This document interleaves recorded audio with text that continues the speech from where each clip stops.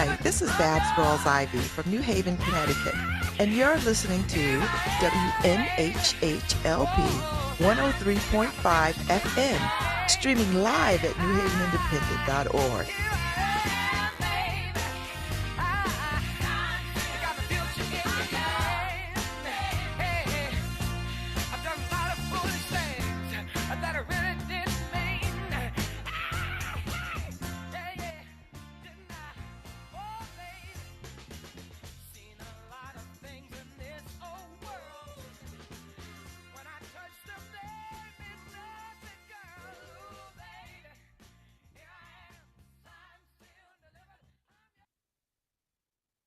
Woo, good morning. Happy Tuesday, beautiful people. Welcome to Lovebabz Lovetalk. I'm delighted this morning because I actually have a guest at 9:15. I have guests at 9:15. If you haven't heard, there's a brand spanking new play happening on Hartford Stage, opening, I think, in the next couple of days, if it's not opened already. And I've got three of the players from it. Israel Erron Ford, Postel Pringle, and Calvin M. Thompson, and they are characters in this new play, The Hot Wing King, that is happening right now or happening soon on the Hartford Stage in Hartford. And I'm delighted to have them come on because I think people should go see this play. And some of the folks are Yale alumni. Y'all know director Chris D. Betts and Errol Ford. They're Yale Drama School alums. And if you were lucky enough, and I was, to see Choir Boy in 2022 at the Yale Rep, you really saw something. So here they come again with this new play. And by the way, Charles Betts and company, they are doing this Pulitzer Prize-winning comedy that's set in at the Hot Wing Festival in Memphis, Tennessee. So the exciting themes of Black masculinity and queer identity and chosen family. So the play is by Katori Hall, and it's called The Hot Wing King. And I am excited to talk to them. They'll be on in about 9:15 to talk about this experience, and I hope people go and see it. I'm gonna do my best to see if I can get there. We'll see what happens. So let me tell you a little bit more. I hope everybody's well. It's a rainy day in the Elm. It's a dreary, rainy day in the Elm. And I'm a little bit under the weather. I've got this ridiculous dairy allergy, and something cross-contaminated and caught me. It happens. It happens. And I just have to deal with it, just take it easy, deal with it, and just move about the world a little slow. I had a great day yesterday. I finished my set. I went and worked out. I grabbed some late afternoon lunch with Susan Clinard, which was really nice. And before that, though, I ran by and saw my soror, Shanette Robinson, at Hill House. Dropped her off a little gift, which was nice. And then took a tour of the sound stage at the neighborhood music, the sound podcast studio at the neighborhood music school with Noah and Kevin Ewing. So that was nice. That was really, really nice. And so it was a good afternoon, even though I was feeling tough. I'm on, right? Should I be doing this now? Yes. So anyway, there's a wonderful article up from Jamil Raglan, part of the independent review crew. And uh, Jamil Raglan is a writer from Hartford, and his work appears in, the New Haven Independent as part of the independent review crew. But you can catch his stuff in the New Haven, in the Connecticut News Junkie, the New England Public Media, Connecticut Mirror, the Current, all around. And Fathers, Sons, and Chicken Wings at Hartford Stage. So he's got a little piece on it. Oh, the play runs through March 24th. So I'm glad that's up there. So uh, uh, so I hope people go see it, because I think it's going to be fun. So it runs through Hartford Stage through March 24th. And if you have chance, read it. And it's so nice that I'm going to have the principals on in a few minutes to talk about this particular play. And a little bit about the state of theater and that kind of thing. I'm looking forward to that. So I made some tea. I'm all ready. It seems very quiet. It just seems quiet to me. Is it quiet to you? It's quiet to me. So I'm up at the New Haven Independent site. I was just looking, and I saw the Jamel Raglan piece from the independent review crew, which is nice. I actually like the independent review crew. It makes me want to go see everything that they talk about, even the stuff that they, are like, well, I still want to go see stuff. So maybe I'll make my way to Hartford and catch this production. And we could use a little comedy. And there's nothing like Black comedy. I'm gonna tell you right now, there's nothing like it. So so yes. So I'm starting my day with the guest, and then at 10:15, I have Caroline Noble from Collaboratory at the Yale Law School, and they've launched the Notebook, and we're going to talk about that at 10:15. So I'm very interested in that. So because uh, anything that has anything to do with the criminal justice system, I'm pretty much interested in, particularly if it gives incarcerated newly released folks opportunity to strive. And I'm also for anybody that wants to take the time to know something about this population of people in ways that they can help and understand, and be better humans for this population. So I got me some tea. Good morning, Harry. Good morning, Paul. Good morning, everybody. So I was suffering yesterday, but I feel a little bit better this morning. Once you get up, sometimes you can move through your day. I think that's what I'm doing, moving through my day. Although my chest feels a little heavy, and I had to use my inhaler last night a couple of times.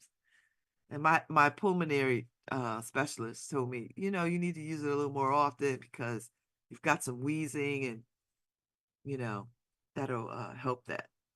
I was like, okay. Okay, doctor, I will do that.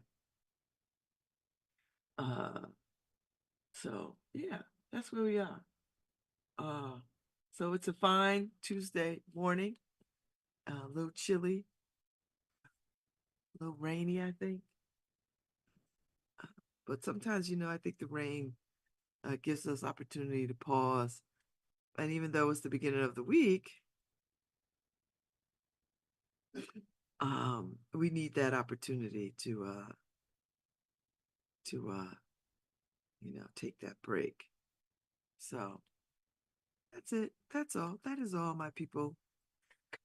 That is all. Oh, and I popped by Creative Arts Workshop yesterday and saw the exhibit curated by Kim Weston.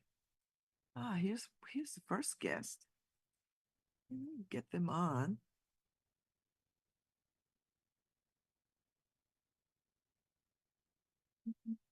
And welcome them. Oh, I forget, this is live radio. I'm like sitting here like I don't know that.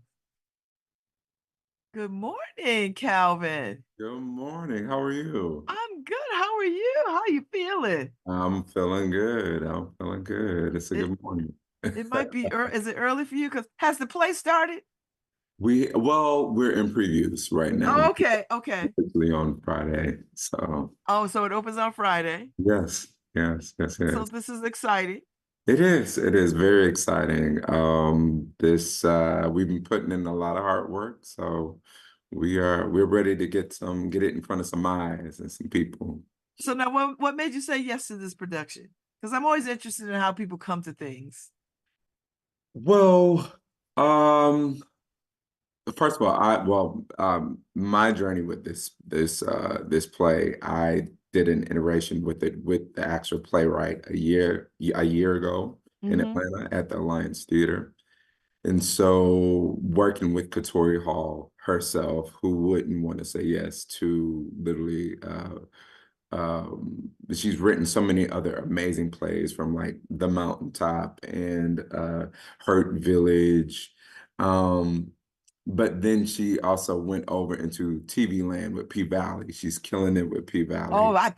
I have not seen it, but You haven't people seen P Valley love yet? this thing. No, I haven't seen it yet. Go ahead, go over to the paint. You need to go on Okay. over to the paint.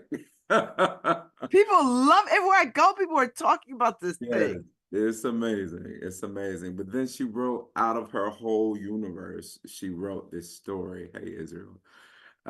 She wrote this story. Good morning, Yale alum. How are you? Y'all know each other. Do y'all know each other? Yeah. He was here in 2022 for were you in chorus choir boy? Unmute yourself. So he was here with Mr. Betts Fireboy. and for choir boy, and I saw it and they were amazing. It was wonderful and I Oh, enjoyed it. amazing. So it's lovely to see you back in Connecticut at the Hartford Yeah, Stage. But back at it. Calvin was telling us about his relationship to this production of Yeah, and the about Hot Wing King. yeah, Hmm. like Katori wrote it about her brother, and this is out of her whole universe, her whole canon of works. This is the one that is directly about her family. Mountaintop, she there's a little nod to her her mother and her grandmother in that, but this one is directly pulled. It's about her brother and her brother's partner and her nephew, and about all kinds of drama that ensues over this one weekend where they're trying to prepare for a hot wing contest. And so I got to experience in real time the hot wing king effect of how it impacted so many people from the Black community, so many Black men, the healing that happens from this show. So it's a no-brainer for me to say it's rare for a piece of theater like this, and I would say yes to it. Any iteration, I would say yes to it. Okay. Good morning, Mr. Pringle. Lovely for you to join us. And we're just having a conversation about. I'm asking. I started with Calvin asking about what drew him to this body of work. Unmute yourself. So Israel, what brought you to this work? And when y'all answer this, I want you to talk about, to explore Black queer characters. I think it's very rare to do it. I think it's becoming more part of our consciousness now. But talk a little bit about what that means to see uh, these characters on stage, Black men in particular on stage, being represented in such a way. Yeah, it was such a blessing to me. This play sort of first came into my consciousness when I had just like heard about it on like when it was playing off Broadway. I didn't really know much about it. I didn't get to see it. I wasn't in New York at the time. But I had heard only just like great things about it, and uh was clearly just like taken by the name Hot Wing King. I'm like, that sound black. That sound black as hell. I'm here for it. But when it came back around, when it came back around, um, Chris, who who was also a student with me at Yale during my time there, and directed me also in Choir Boy. So we have a friendship, and he told me that he was going to be directing this play, and just told me to look at it. Told me to look at it, read it, whatever. And I read it, and I was so taken by the the joy inside of it. I was like cracking up. I was just like reading it, cracking up in my apartment, and so I am just really attracted to joy on stage, and especially joy amongst black men. Mhm. We have a cast 'Cause we full of don't see that. I mean, we see a we lot of don't get to pain. see, We see a right. We lot get of to pain and a lot of oh baby, trauma, they but we love to never talk about that. see black We man joy. we Never. right, black male joy. And I'm such an advocate for that in life. I've always been such an advocate for black joy and finding like, in the show I'm playing Isom, who I feel like is the most I say liberated of um of our characters. um I jokingly say liberated of our characters.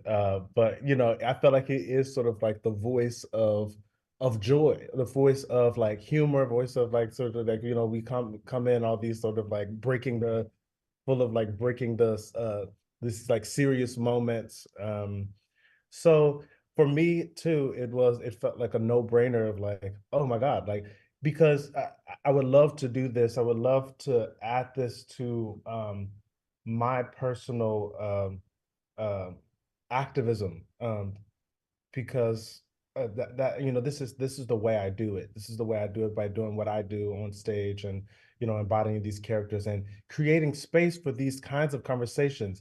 I mean, I can't tell you what a blessing it was to be at the table with these five other black men, and just unpacking masculinity and like, and what, asking ourselves what the play is asking us, what I mean, of like what defines manhood, and what and the what are the things that keep us from loving on each other, and um unpacking the shame and the guilt that we all carry. It's just it was truly a blessing, and I think I was just interested in being in a space that I knew whoever this play touched or saw, it would bring up those types of conversations, those types of important. It had no choice, whether it was just us in this room, that was going to be a blessing, because we all had to unpack this stuff. Um, Hoping that it's not just us in the room, and then we're able to bring it out to the community. But yeah. Mr. Pringle, Postel. How you doing? Good morning. Good morning. Welcome. So I kind of want you to talk a little bit about what brought you to this work, and your character, your role in this, and how you see it, and what it means to you. And well, I guess what brought me to the work, I guess initially really is the playwright Katori. I'm here for anything that she does. Mainly because in general, the thing that I'm primarily in art form for is storytelling, because I do believe that like storytelling is one of the things that is one of the most has always been. If you want to take it back to the motherland, in the oral tradition of the griots and everything like that, has always been the way that we pass down history, the way that we pass down family traditions, the way that we pass down both joy and And when we actually discussed it, I'm so sorry, my phone is going off. I had alarm. Sorry, my old, but I am the oldest character in here. So I'd be setting alarms and forgetting them. Anyway, anyway, going back to just all the ways that we all the ways that we do pass along our history and our joy, and also like our trauma, and of course, a big part of the negative part of the African American experience has been the inability to talk about and deal with a lot of our trauma. But when we have these great storytellers, particularly in the case of someone as wonderfully not just talented, but studied and intelligent, and just like the warm soul that is Katori Hall. She like gives our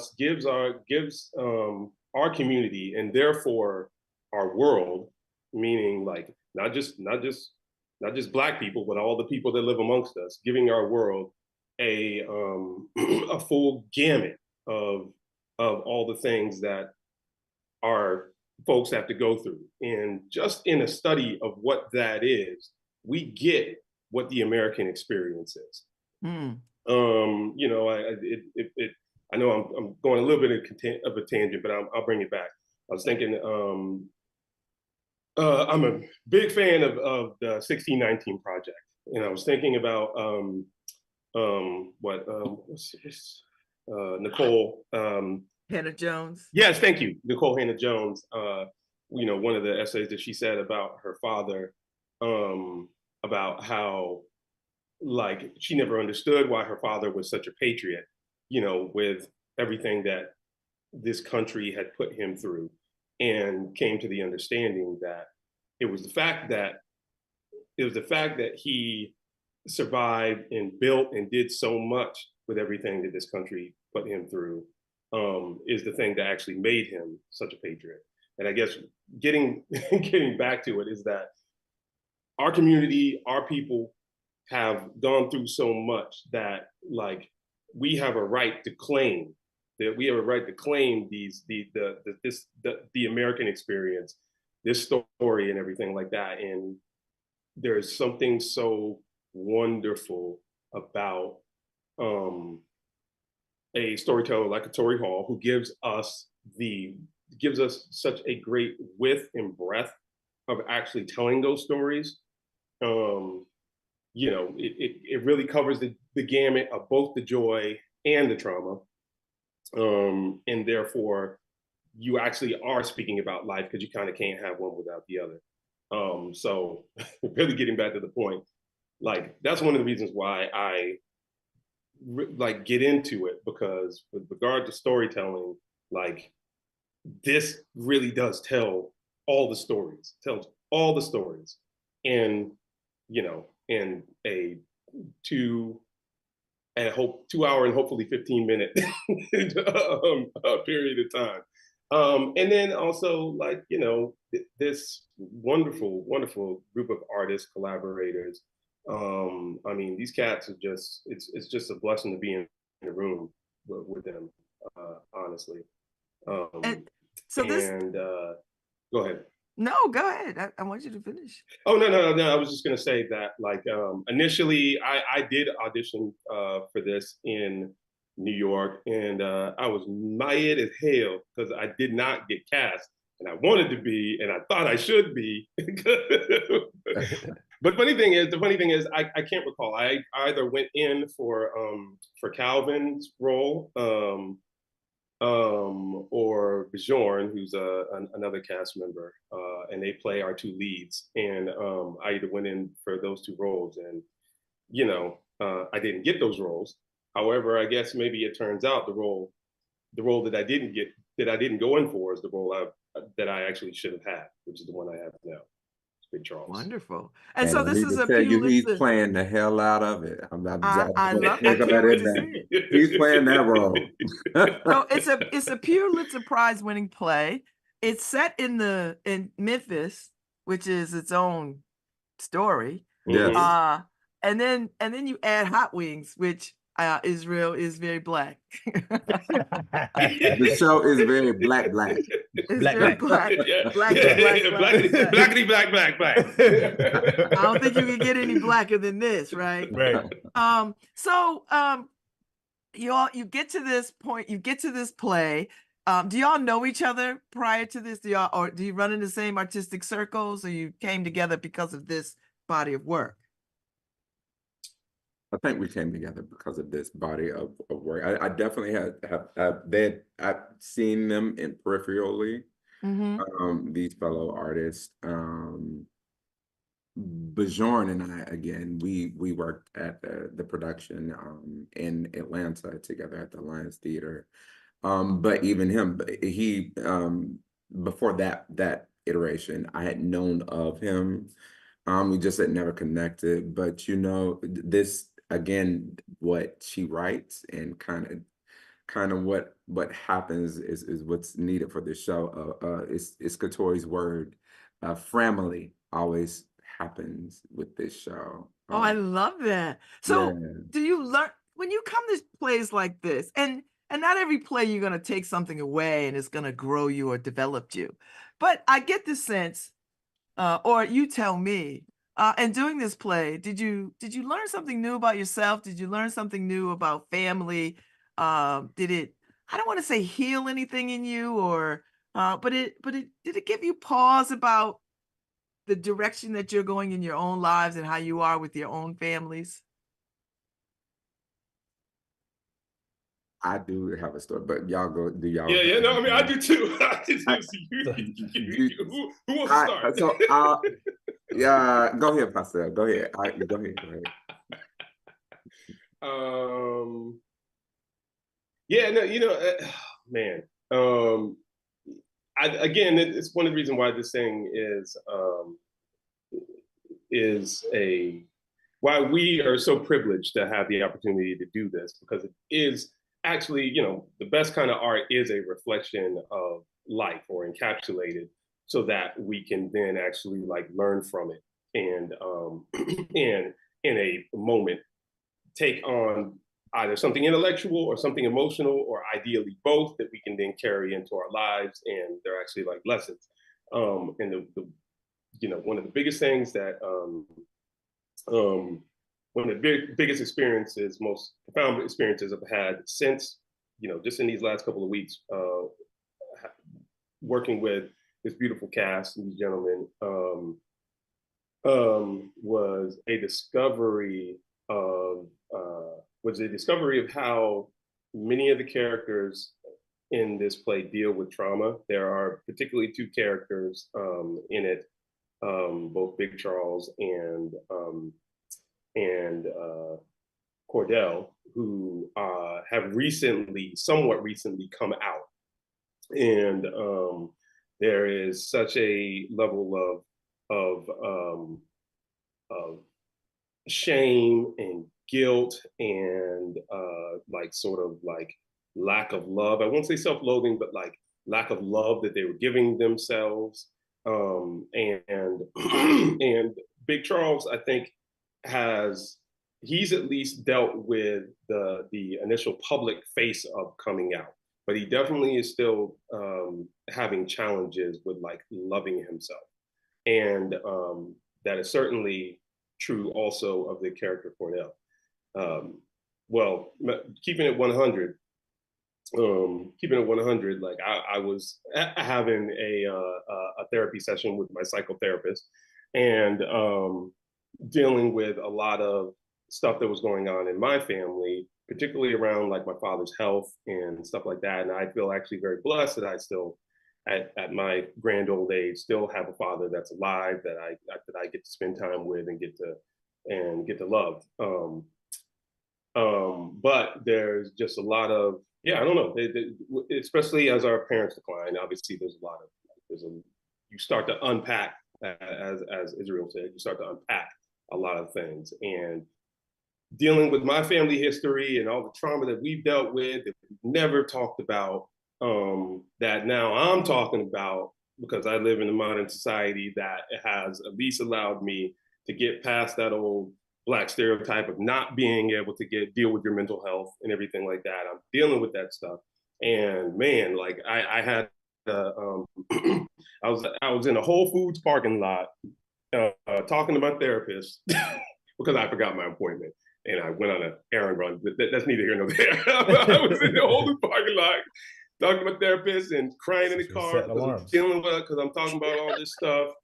And I had, and it cracked open something in me. And then that evening we had a preview. And when we got to a certain moment in the play, where Big Charles is talking to the character of Cordell, about the two of them loving themselves.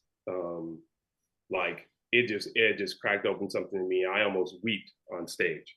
And the wonderful thing about it is it gave me something. It gave me a nugget of the story that I had only intellectualized, but not emotionally tapped into. And now I am tapped into that. And now I can tell that story better for both myself and the audience. Nice. Nice. Israel, Calvin, you want to When chime I in? tell you, I really do hope you come. Y'all, listeners, everybody, everyone's. I hope y'all come see it. He's giving a performance because that's what he's talking about. That section, it's a performance you don't want to miss. But likewise, it's so funny. Pastel just really hit the nail on the head when he talks about. And I love Black people so much. I love how great we are, and also I lean into the things that we need healing on. And what you just said, hit it on. There's so many things we don't talk about. We hold so much trauma. We hold so much bondage by not talking about the things that what we need healing about. And so me myself, funny enough, I love your vulnerability here, Pastel. That this is my first time kind of admitting this, but before the first production a year ago, I had I had been I'd come out to my family years ago, but I had never had. Ooh, I'm getting a little bit too comfortable right now. So let me pull that part back. But what I will say, we're here for you. We're here for you. Thank you. Is that my family had never seen me portray a queer character on stage. That's the part I will say. And so they'd seen me in a lot of characters, a lot of period pieces and things like that. And so when this part came around, it's funny enough, I remember signing the contract for it. And my mom asked me, well, what's this show about? And I said, oh, it's about a man in Memphis and a festival and a thing. But then I said, you know what? He has a partner, and my mom, even with that conversation around my family, I have a great relationship with my family, but it forced us to look at a crevice that we've never looked at before. So you came out, but you didn't really talk Well, about all of that. Or they've never seen it. Okay. Okay. In my family. And in my, even within my, because I that's the part, I now go ahead and free myself, is that I have not had the opportunity to yet bring home a partner home. Yeah. Okay. Okay. Woo! On radio. Wow, here we are. But Okay. anyway, Okay.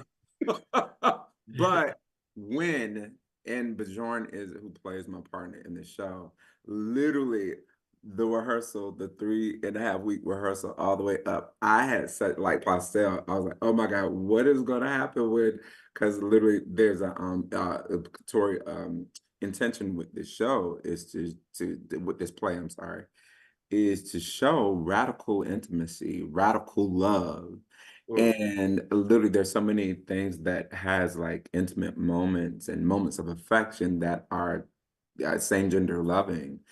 And I was like, all right, my mama's about to see me kiss a man. And the moment that happened on stage literally it happened a year ago. I was like, there's nothing I can do. The ceiling flew off.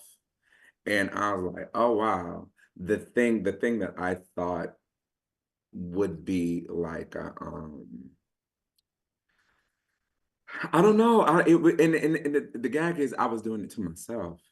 Yes, but that's usually how it goes. The thing that you're Yeah. most afraid of is really your own, in your own mind. Yes. And so I think that's the thing. What I know is healing within myself, and I also know there is still as much as liberated as these Gen Z babies are and millennial babies are. There are a pocket of Black men that still have not had that moment, like myself. That is like, well, I haven't seen it for myself. There's Black families that haven't seen it yet. Being like, oh wow, this is what love looks like. Me and Pastor was talking about the other day. He was talking about his family coming. He said it's love on stage. It's love. Just because it's two same gender loving, it's not. It doesn't mean that it's not love. It's not anything that's grotesque or anything that's like disrespectful. It's love on stage, and who And it's doesn't not, want to see love? it's not, I'm sorry to interrupt, but that's also, it's not sexualized. It is like, Yeah. of course, can be part of love, but that's not the, when it doesn't come, when it comes from a place of love, like sex is just part of that, but it's not all about, the beautiful work that Calvin does in this show, especially with Katori's writing and Christopher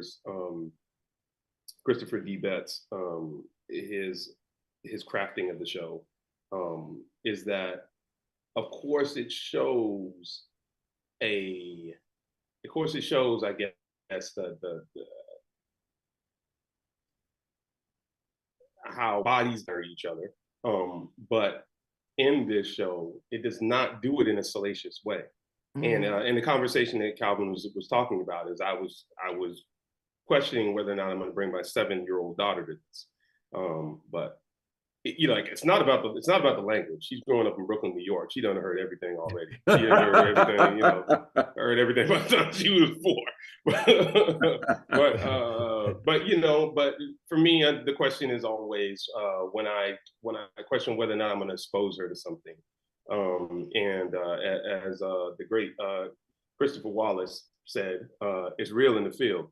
So and so she's all, but my children have already experienced so much of life, and what it's about is me giving them a filter of how to deal with it in a safe way, and how to carry themselves and care for themselves and care for the people that they love, care for the people in their community and everything like that. So the first question I ask is always, is the violence gratuitous, and is the sex gratuitous?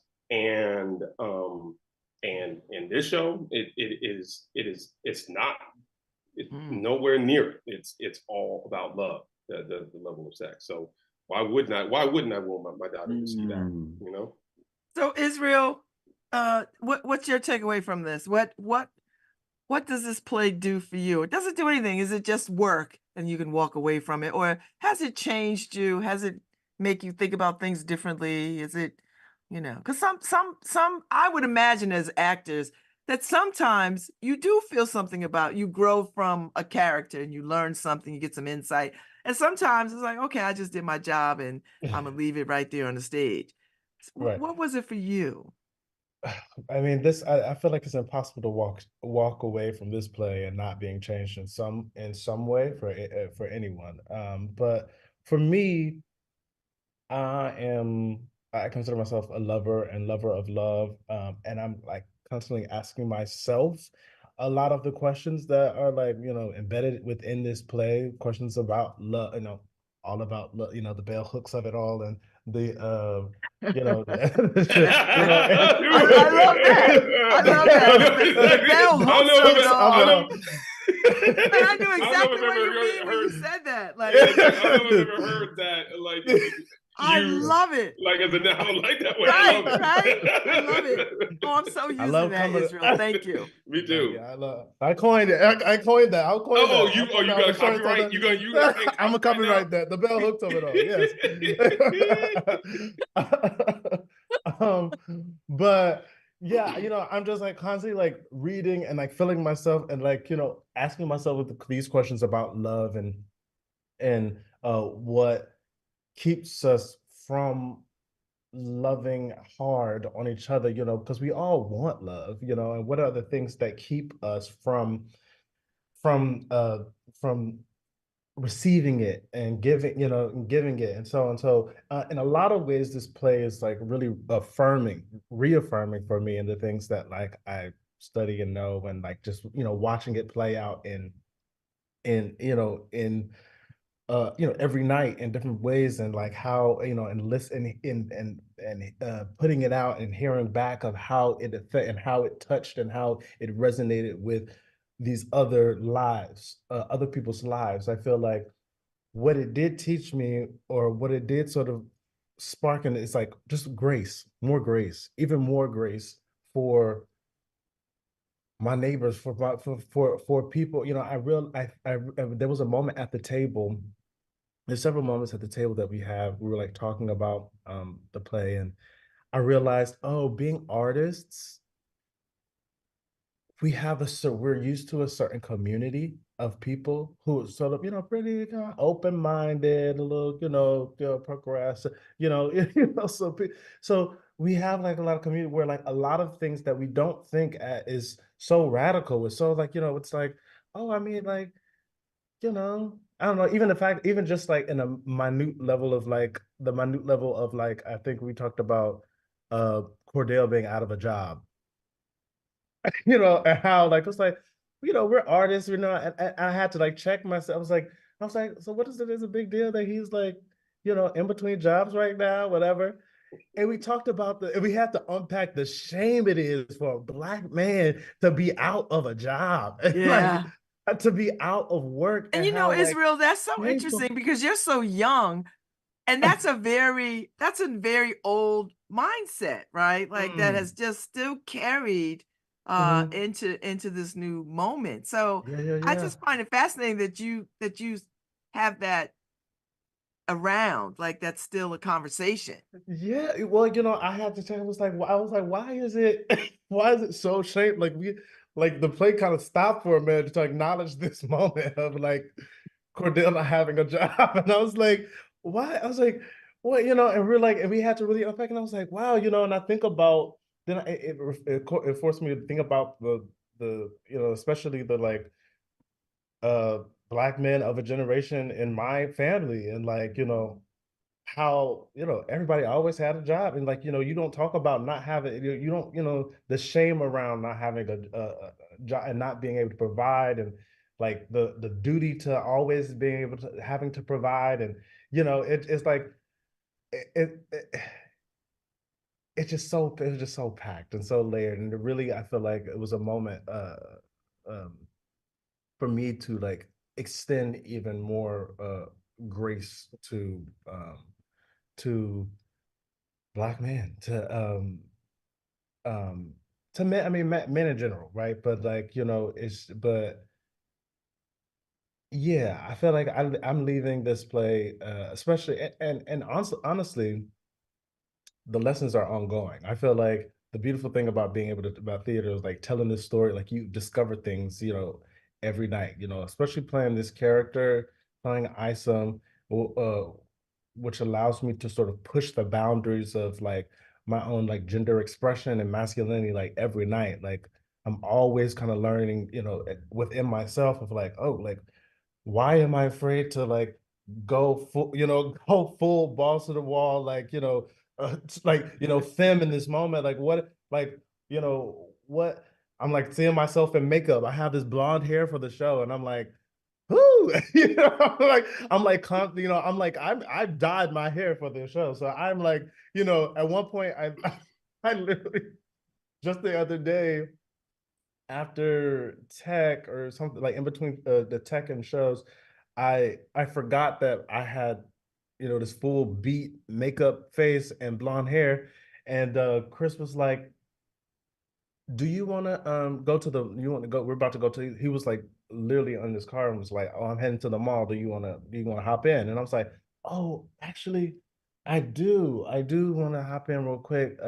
Whatever. So I just kind of like hopped in and like went, not realizing that I had this head, full beat face, like, like, and I'm like at the mall, and I'm like, you know, like looking at people, and people are looking at me like, I'm like, and I'm like, I'm gonna what is? put I was myself like, in the oh snap! I got a whole eye makeup, like eye on, and I felt this sort of like really self conscious moment of like,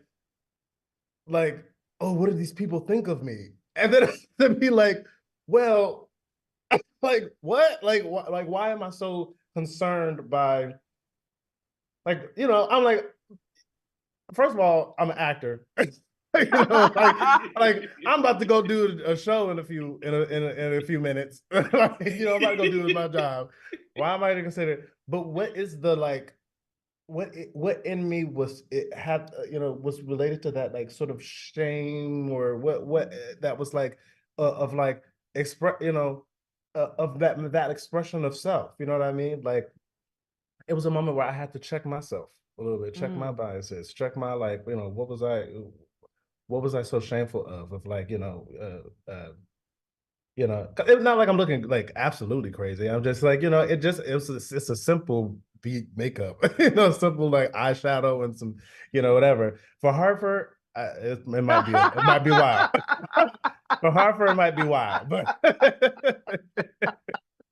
I yeah. understand. So you know, Well, we just came.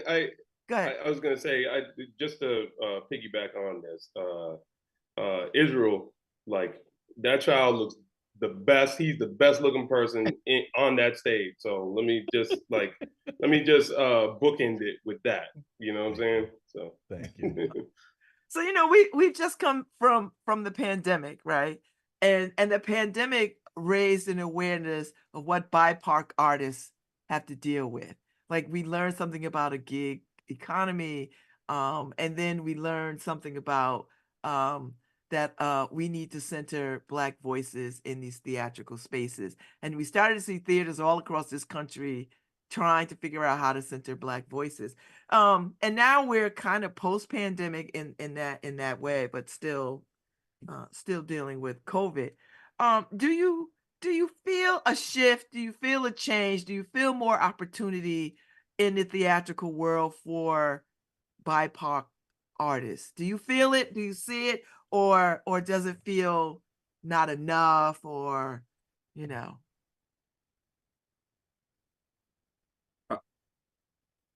Um, yes, and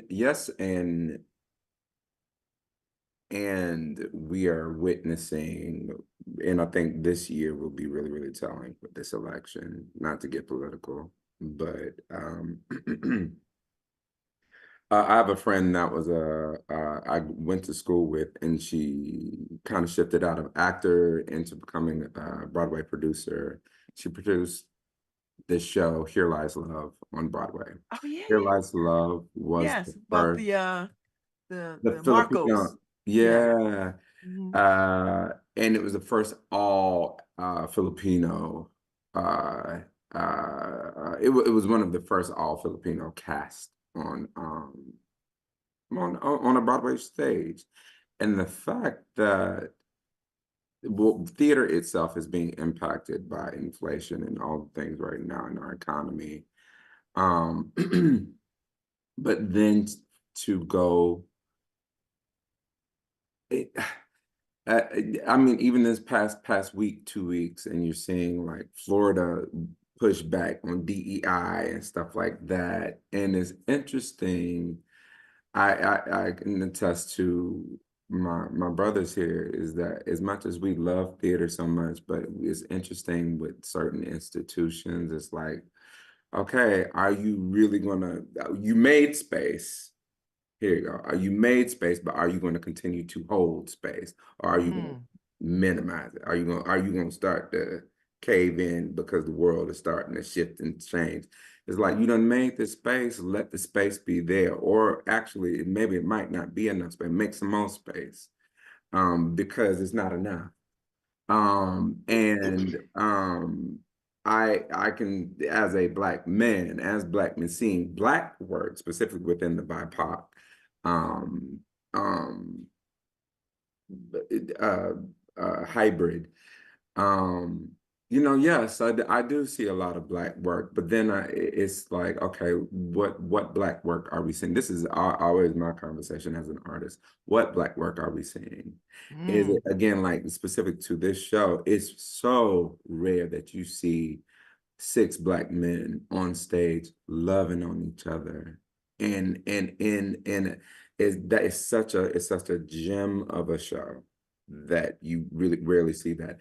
I say for the same of like in this past year I saw Jaja's African hair I braiding. did too. Yeah, yeah, you know what I'm saying? When you see something that's like, oh wow, I've never seen that on stage. And I love that I get to see that on stage. Something that is a give that people give new playwrights and new artists voices on stage, give new stories on stage. And also even those works, as great as August is, like, I mean, sometimes that is timeless work, it's hopefully space will continue to be held for BIPOC, and I'll speak for Black Road, but hopefully space will continue to be held. Hmm. Hmm. Okay. So you want to say something, Israel? Not much. I just want to touch and agree and say, yeah, agree with Calvin, and yes, and space. Yes, and space is there. Yes, space is being created, and I think there's always room for more. And I think there's room for more. And I love what you said, Calvin, about making space and holding, but are you holding space? And it made me think of what all encapsulates holding space. And I feel like are you holding space? Are we holding up space, holding space, and are we holding space for Black work to thrive? Black work to excel, Black work to last. And that's Yes. why, I'm so grateful to be able to do this, to be here, and to talk about the show with you, because I mean, if it means getting us, especially in the audience, to show that like we can support Black work, and Black work, is financially, beneficial, and uh, and we'll continue to, so that more people, because at the end of the day, it's business, so another business, so that so that we can get more programmed work. Because I leave the outskirts of, like, downtown. I'm like, Hartford is black. And so I'm like, we need to have these people in these states. You know what I mean? So yeah, so but that also is um um in general across the board. I think when it comes to like programming Black theater, Black uh like how are we how are we setting up these shows to last and to be successful? And I think that too is like what is the we're in that transitional phase right now of people are like, oh yeah, we can program Black work, yeah, like yeah, but it's like, oh wait, this is going to require a little more of us than we thought. And I think we're in that transitional phase of like learning all the things that it takes to, like, relearning things, and like, how can we best set this up in a way that like it will thrive, it will excel. All right. Let me take a And little station identification. You're listening to Lovebabz Lovetalk on 103.5 WNHH. We are live streaming on Facebook and X and YouTube, and live streaming on the New Haven Independent site. So I just need to say that because my producer is like waving at me like, okay, you got to do the station identification. So we're about to wrap up. I just want to tell people the Hot Wing King is running from February 29th through March 24th on the Hartford Stage. And this is a play by Katori Hall. It's directed by Christopher D. Betts, who we know he's a Yale alum along with Israel. And we saw Choir Boy in 2022. So it feels like they're coming home. But I just wanted to, and this is done in association with the Baltimore Center Stage, which I love these kinds of collaborations. So let me just read the little take that's up on the website. Secret recipe, check. Cooking crew, check. Emergency situation, uh-oh. With only days to go until Memphis's annual Hot Wing Festival, things are heating up in Cordell's kitchen. He and his crew are prepping to take home the crown when his boyfriend's nephew shows up at the front door. Over the course of one weekend, the fate of the competition and their relationships is called into question. Will the crew make it to the festival? Will they make it at all? Christopher D. Betts, Trouble in Mind, parenthesis, Trouble in Mind, is back to direct this 2021 Pulitzer Prize-winning comedy that celebrates the families we make and the risk that we take. Hartford Stage, y'all. Hartford Stage. I am so appreciative of y'all getting up this morning because y'all could have slept in or whatever. Because I know how hard actors work. And if you get some rest, you get some rest. Thank you all so much. I'm going to come see this play. I have until March 24th to see it. And I'm going to come see it. And hopefully I'll get a chance to holler at y'all. Yeah, I was going to say, Please do. holler at us afterwards, please. I'm Please going to do. try my Please best do. to holler at y'all. If they let me back there, I'm going to holler at y'all. Okay. Thank you, Calvin Thompson. Thank you, Postel Pringle. Thank you, Israel Erron Ford. I so appreciated y'all this morning. Thank you. All right, thank you. Blessings. Thank you. All right. See you at the show. Yes, you will. I can't wait to see the Hot Wing King. I got to see this in Memphis too. Oh man, I got to see Right. And we actually do eat them wings too. So really? Yeah. Oh yeah. Shoot. Authentic. Black people just go extra, don't we? Always. Always. Got to. I can't Thank you all wait. so much. 110%. Enjoy the rest of your week, and I will see you all soon. Okay. Thank you. Thank you. Okay, Harry, we're gonna take a break, and then I come back with Caroline Noble from the Justice Collaboratory at Yale Law School. We're gonna be talking about their new project. So I will be back in 10:15.